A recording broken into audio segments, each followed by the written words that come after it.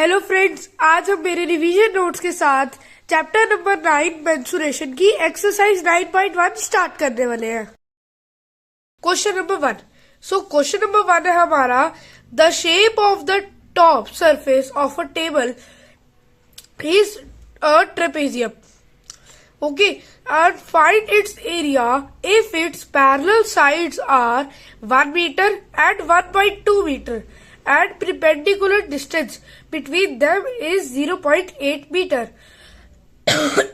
Sorry. अब इसी question में कह रहे हैं एक टेबल टॉप का सरफेस था, ये एक ट्रेपेजियम की शेप में था. इसमें ना हमें इसका जो पहले ऊपर का ट्रेपेजियम की शेप में है, तो इसकी जो पैरेलल लाइंस है ना, ये वाली, ये है एक है 1 मीटर और एक है 1.2 मीटर. और इसके जो बीच का डिस्टेंस है ना, ये हाइट, ये है हमारी 0.8 मीटर. अब हमें इसका एरिया निकालना. देखो, the area of trapezium is equal to 1/2 into H into B1 plus B2. ये हमारा ट्रेपेजियम का फॉर्मूला है.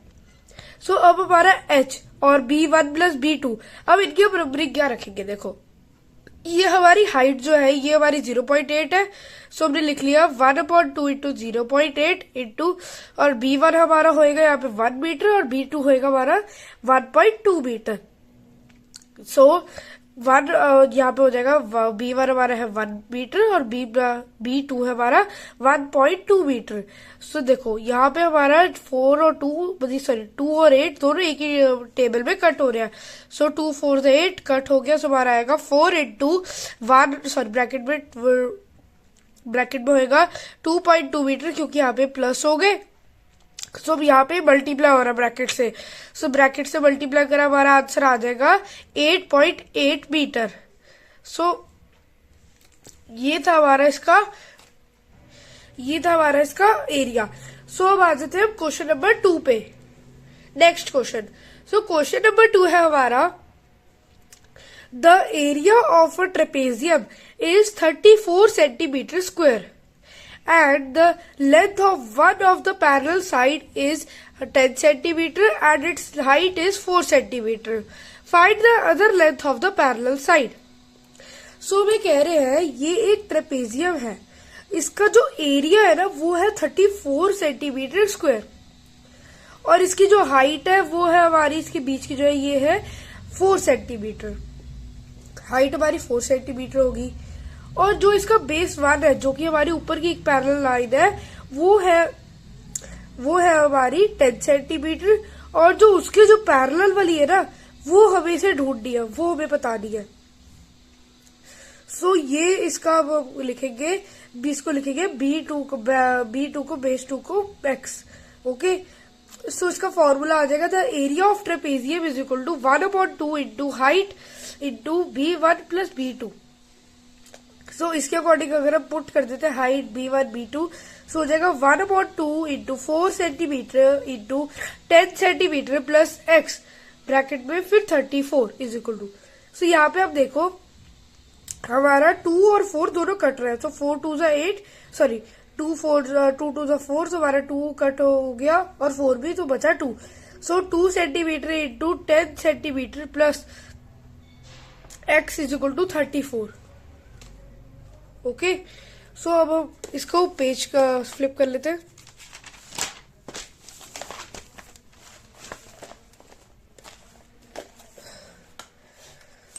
हमारा आ जाता है इसके बाद फिर 10 centimetre plus x is equal to 34/2, क्योंकि यहाँ पे उधर इक्वेशन का रूल है, जब अगर कोई भी इस साइड डिवाइड या मल्टीप्लाई हो रहा है तो इधर आके डिवाइड हो जाएगा या मल्टीप्लाई. हो जाएगा, इसे डिवाइड करें तो आ जाएगा, डिवाइड करें तो आ जाएगा 17, और फिर आ जाएगा 10 centimetre plus x is equal to 17. यहाँ पे प्लस हो रहा है, इधर आके आ जाएगा minus. x is equal to 17 minus 10, और फिर आ जाएगा ऐसा माइनस करके 7 सेंटीमीटर. x की वैल्यू है 7 सेंटीमीटर, या फिर B2 की वैल्यू है 7 सेंटीमीटर. दोनों का मतलब एक ही है. अब आ जाते हैं हम अपने थर्ड क्वेश्चन पे. थर्ड क्वेश्चन है हमारा, थर्ड क्वेश्चन है हमारा, the length of the fence of a trapezium shaped field ABCD is 120 metre if BC is equal to 48 metre और CD हमारा होएगा 17 metre and AD is equal to 40 metre.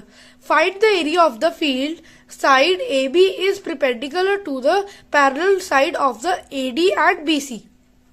सो मैं कह रहे हैं ये एक ट्रेपेजियम है, तो इसका जो फेंस है ना पूरा, मतलब कि पेरीमीटर बोले, सो ये है 120 सेंटीमीटर और इनमें हमारे को बाकी दिए ABCD. सो इसको ACD जो है हमारा वो है ACD जो हमारा है वो 40 मीटर, B और C हमारा है 48 मीटर और DC और CD हमारा है 17 मीटर. और जो AB है ना, ये AB और AD और BC दोनों पैरेलल्स हैं. ओके, ये और ये दोनों पैरेलल है. सो अब हमें इसका एरिया निकालना है. सो हो जाएगा AB is equal to 120 minus 40 minus 48 minus 17. So हो जाएगा इसे is equal to 120 minus 105 is equal to minus करके आएगा हमारा 15. So is equal to 1/2 into 15, क्योंकि हमारी अब हाइट आ गई यहाँ पे 15 आ गई, हमारी हाइट होगी 15 ब्रैकेट में 40 प्लस 48 बेस 1 और बेस 2 हमारे. ओके, क्योंकि यहाँ पे हमने फॉर्मूला पहले लिख लिया था. सो इसको हम कर लेंगे 1/2 इंटू 15 इंटू इन्हें प्लस करके हमारा हो जाता है 88 मीटर. सो ये कट हो गए 2 से, तो हमारा आ जाएगा 15 इंटू 44 मीटर. तो यहाँ पे आ जाएगा हमारा आंसर 660 मीटर स्क्वायर, क्योंकि यहाँ पे हमें इसका एरिया निकालना था. सो अब आ जाते हैं क्वेश्चन नंबर 4 पे. क्वेश्चन नंबर 4 है हमारा, the diagonal of a quadrilateral shaped field is 24 metre and the perpendicular dropped on it from the remaining opposite vertex are 8 meter and 13 meter. Find the area of the field. So मैं कह रहे हैं ये एक diagonally quadrilateral shaped है field है, जिसको perpendicular जो लाइन है ये है हमारी 424 मीटर और इसकी जो ड्रॉप्ड है ये एक 8 मीटर और 13 मीटर. सो इसका अब हमें एरिया निकालना है फील्ड का. सो आ जाएगा area of quadrilateral is equal to 1/2 into H into base into, यहाँ पे बेस था, base into height 1 into plus height 2 is equal to 1/2 into 24 centimetre into 13 metre plus 8 metre. So यहाँ पे हमारा 2 और 2 कट हो रहा है, तो यहाँ पे बचा 12. सो 12 मीटर इंटू 21, क्योंकि यहाँ पे प्लस हो गए 21 metre is equal to 252 metre square. So ये था हमारा 4th क्वेश्चन. अब आ जाते हैं अब लास्ट 5th क्वेश्चन पे. एंड अगर आपको इसको फॉर्मूला समझने है, फिर इस वीडियो में कोई भी फॉर्मूला क्लियर नहीं होता, तो आप मेरी इंट्रोडक्शन वीडियो भी देख सकते हो. सो अब आ जाते हैं क्वेश्चन नंबर 5 पे. सो क्वेश्चन नंबर 5 हमारा, the diagonals of a rhombus are 7.5 centimetre and 12 centimetre. Find its area.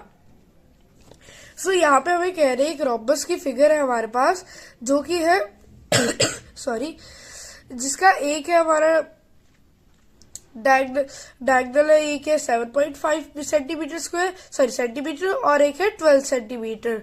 सो इसका हमें एरिया निकालना है.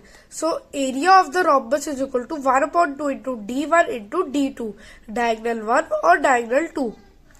सो यहाँ पे हो जाएगा 1/2 इंटू 7.5 सेंटीमीटर इंटू 12 सेंटीमीटर. सो यहाँ पे हमारा 2 और 12 कट हो रहा है, तो 6 बचा.